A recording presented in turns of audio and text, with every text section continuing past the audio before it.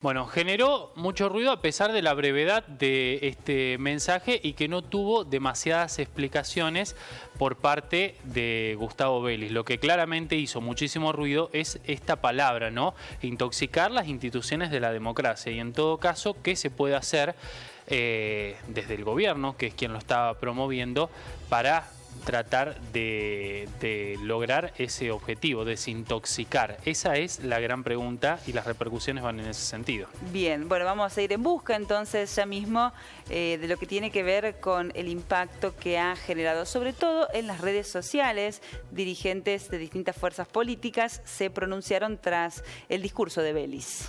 Las redes sociales no son quienes intoxican el espíritu de nuestra democracia, sino la corrupción, la falta de división de poderes, la pobreza y el ejercicio de poder al margen de la ley, señaló el diputado formoseño por la Unión Cívica Radical, Ricardo Burjaile. También Mario Negri, de la Unión Cívica Radical de Córdoba, dijo: Gustavo Vélez quiere regular el uso de las redes sociales para que dejen de intoxicar el espíritu de nuestra democracia. No son las redes sociales, es el relato, la impunidad, la falta de ejemplaridad, la obscenidad del poder. Respeten la Constitución Nacional, con eso alcanza.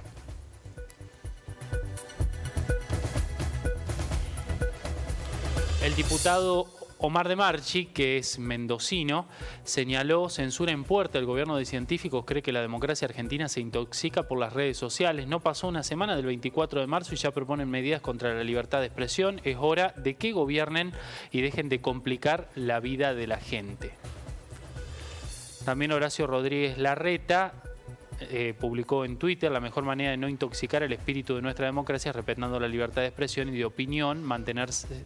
Meterse a controlar las expresiones en las redes sociales es inaceptable e inconstitucional.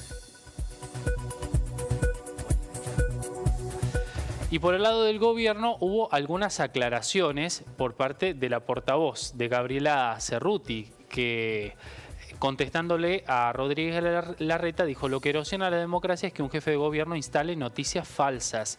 El debate sobre el buen uso por parte de los ciudadanos de las redes sociales para no generar odio o bullying o ansiedad es el eje de las prácticas republicanas en el mundo. Redes para el Bien Común es un programa del Consejo Económico y Social que nace a partir de la adhesión de la República Argentina al Pacto por la Información y la Democracia, impulsado por Francia y Alemania en base a una iniciativa de Reporteros Sin Fronteras. Señaló allí Gabriela Cerruti y continuó: está llevando adelante foros de debate que incluyen a más de 50 universidades en todo el país y encuentros internacionales con especialistas de todo el mundo sobre las nuevas formas de comunicación a partir de las redes y cómo fortalecer la democracia y la libertad de expresión. Bueno, y vamos a traer nosotros al piso también este debate a partir de lo poquito que conocemos de esta iniciativa que impulsa el Gobierno Nacional. Vamos a saludar al doctor Enrique Novo, que está con nosotros aquí en el piso. Le damos la bienvenida, es especialista en redes sociales, ha logrado una buena resolución de la justicia frente a Facebook. Buenas noches, Enrique, ¿cómo le va? ¿Cómo les va? Muy buenas noches a los dos. Gracias por acompañarnos. También nos acompaña de forma remota Charly Cardoso, que es dirigente político santafesino, fue director de prensa del gobierno de Santa Fe en gestiones anteriores, tiene un conocimiento del terreno que tiene que ver con la comunicación y también la política, así que le agradecemos por este tiempo con nosotros. Muy buenas noches.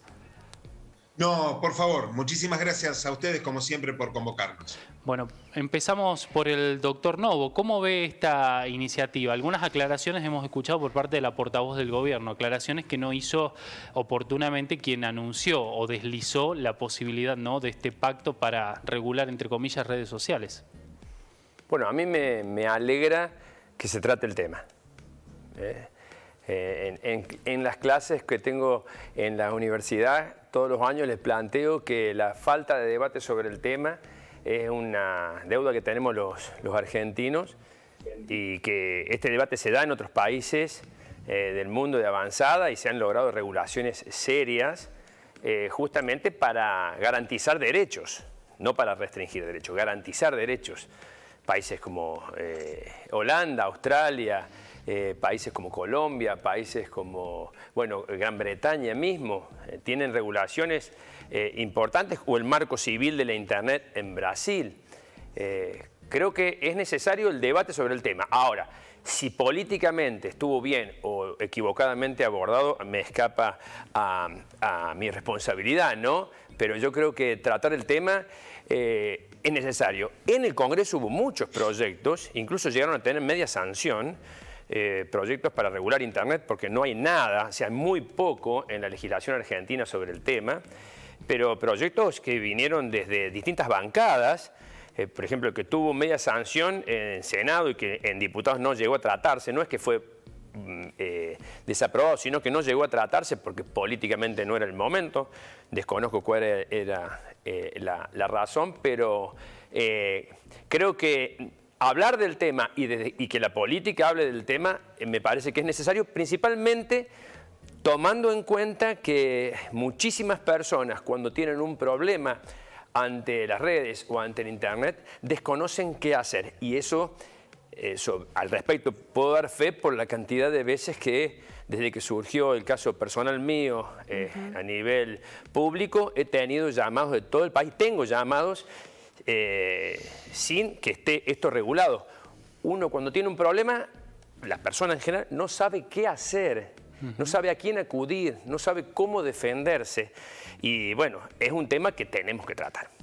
Claro, quizás lo que hace más ruido, que lo que más impacta es la frase de Vélez cuando señala que las redes dejen de intoxicar el espíritu de nuestra democracia, ¿no? Y allí la pregunta es ¿qué es lo que intoxica? Y en todo caso, ¿quién puede establecer qué es tóxico o no es tóxico, ¿no? Por supuesto. Ahí el tema llevar a la regulación de Internet a equipararlo a una censura previa es una mirada equivocada.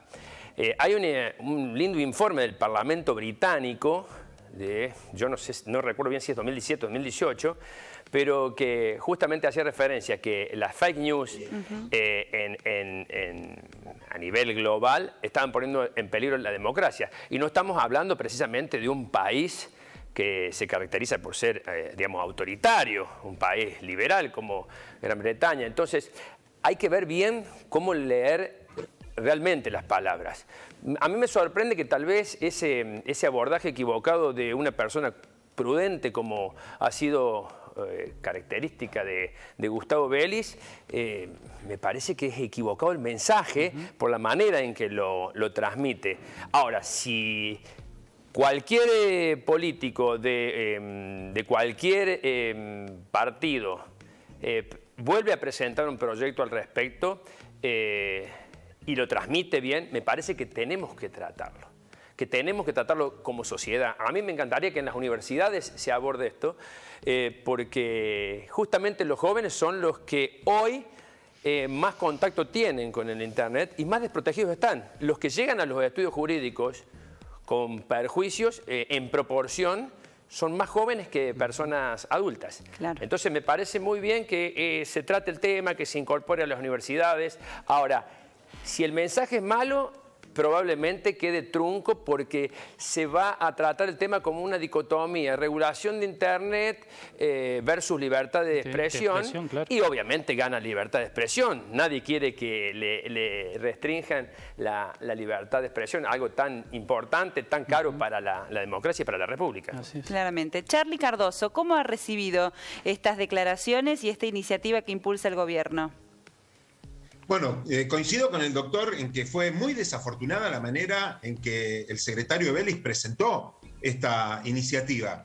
Coincido también en que se han dado en distintos lugares cuestiones que tienen que ver con ciertos puntos para que las libertades individuales no se vean afectadas a partir de lo que se puede llamar discurso del odio. Ahora, decir que el uso libre de las redes sociales puede atentar contra la democracia, realmente me parece que el proyecto del gobierno arranca con el pie izquierdo, porque nos pone a todos en una situación de están intentando coartar la libertad de expresión, están intentando coartar la libertad de que el ciudadano pueda llegar a comunicarse entre sí, generar corrientes de opinión, hacer cosas que incluso han sido positivas. Fíjense, les doy un ejemplo desde lo solidario y un ejemplo desde lo político. Lo que ha logrado en las redes este chico Santi Maratea. Específicamente él es muy fuerte en Instagram, ¿no?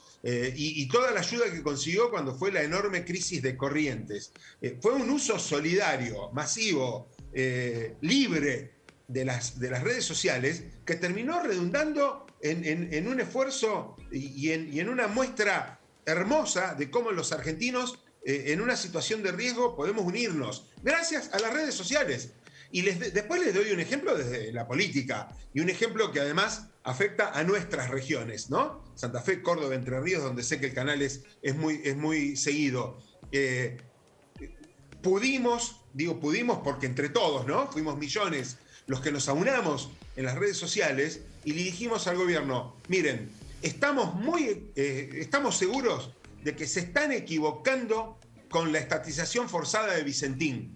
Queremos otra salida. ¿Saben qué? Vamos a salir a la calle, se lo vamos a pedir pacíficamente, pero ¿cómo se dio esa convocatoria? Esa convocatoria se dio a través de la libre expresión en las redes sociales. Entonces, plantear desde un lugar de tanta proximidad al presidente de la Nación, porque si bien hay un sector del gobierno encabezado por Cristina Kirchner que no lo quiere a Gustavo Vélez es un hombre muy cercano al presidente. Entonces, que haya utilizado esta forma, esta expresión tan desafortunada para plantear el tema, me parece que ha arrancado con el pie izquierdo de manera total y absoluta. Bueno, de todas maneras, el Cambridge Analytics, por ejemplo, es un escándalo que pone en evidencia que las redes sociales le venden a los partidos políticos los datos de los usuarios para direccionarle la información. Y las noticias falsas o fake news han determinado elecciones. Digo, en términos institucionales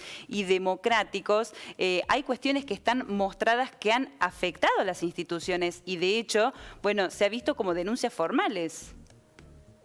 Bueno, de hecho, Mark Zuckerberg tuvo que testificar ante una comisión del Senado de los Estados Unidos, ¿no? Por una sospecha muy fuerte de haber direccionado sus bases de datos en la campaña en la que terminó ganando Donald Trump. Por eso digo, y también lo decía el doctor, ¿no? Se han dado distintos debates y se han aprobado algunas normativas en instancias de media sanción a los efectos de poder ver cómo se controlan este tipo de excesos o usos indebidos, si se quiere decir de alguna manera. Ahora, presentado de esta forma, visto desde este punto de vista, y además, sinceramente, y acá déjenme expresarme directamente como un dirigente de Juntos por el Cambio, ¿no?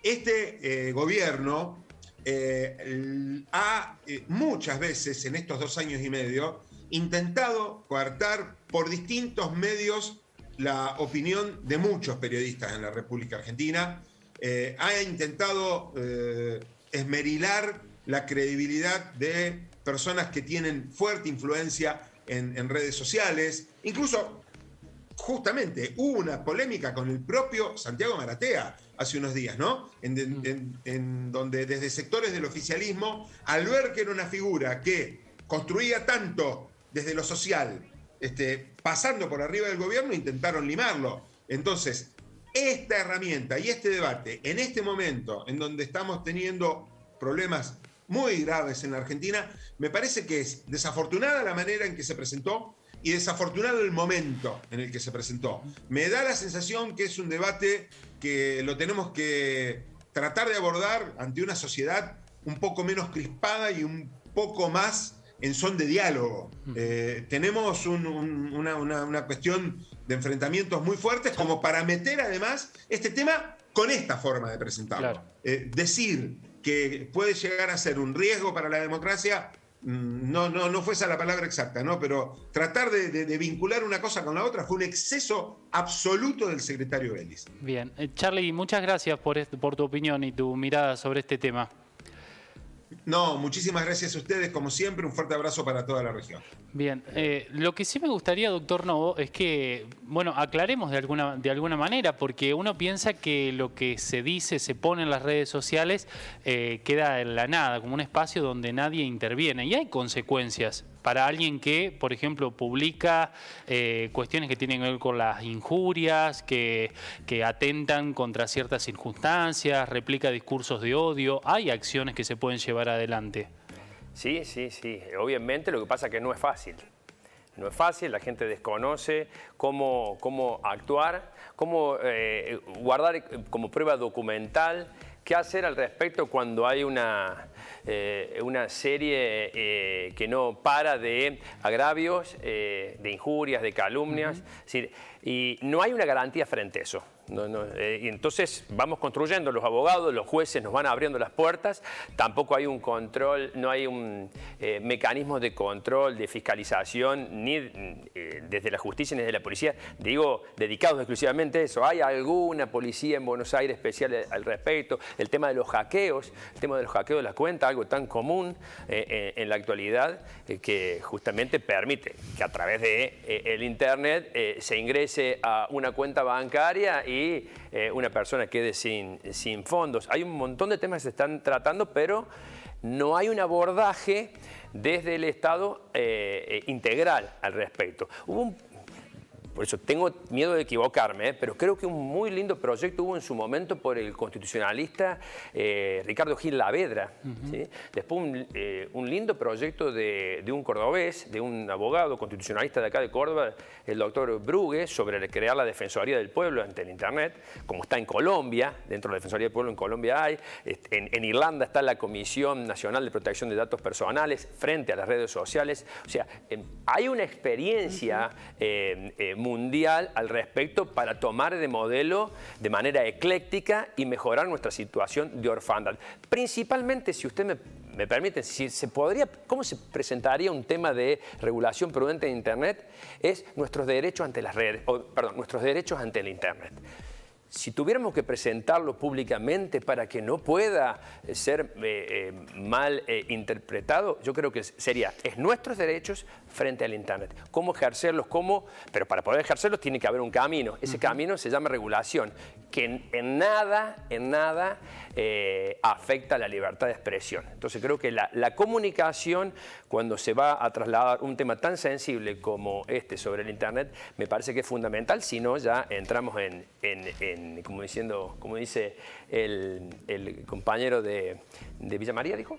De Rosario. Perdón, de Rosario, que hizo referencia a empezar con el pie izquierdo. Así que me parece que desde el gobierno ahí creo que... Pero hay otra cuestión también, que los políticos se espantan muchos con esta iniciativa, pero usan las redes sociales también para transgredir normas de las instituciones, como por ejemplo una veda electoral. Siguen por las redes sociales haciendo actividad proselitista cuando tienen muy en claro que no está permitido. Fijémonos que la legislación, fíjese, ¿en qué puede afectar el derecho a la libre expresión que se respete la veda electoral de los partidos políticos en el plazo anterior a una elección? En nada. Como vemos, cuando llevamos el caso concreto, vemos que hablar de la libertad de expresión en casos concretos muchas veces lleva al absurdo. Pero si lo comunicamos mal, obviamente que del otro lado también tenemos que saber, hay mucho interés en que Internet no se regule. Hay mucho interés económico en que Internet se regule. Y eso es lo que está muchas veces detrás de estos debates. Entonces, por un lado hablemos de nuestros derechos, nuestras garantías. Cuando nosotros hablemos de nuestros derechos, nuestras garantías, el derecho a la veda es un derecho importante. Porque es el derecho a la parsimonia, el derecho a pensar quién voy a elegir, y inmediatamente, como no está regulado, no hay ley que se viole, entonces, bueno. Entonces, creo que es importante tratarlo. Ojalá que la próxima vez que se lo instale públicamente sea con una mecánica mucho más a través, digamos, que comunique una intención de garantizar derechos y no una apariencia de abroquelarlos. Claro, de avasallarlos. Doctor, muchas gracias por Gracias a usted por visitarnos. invitarme. Muy interesante escucharlo.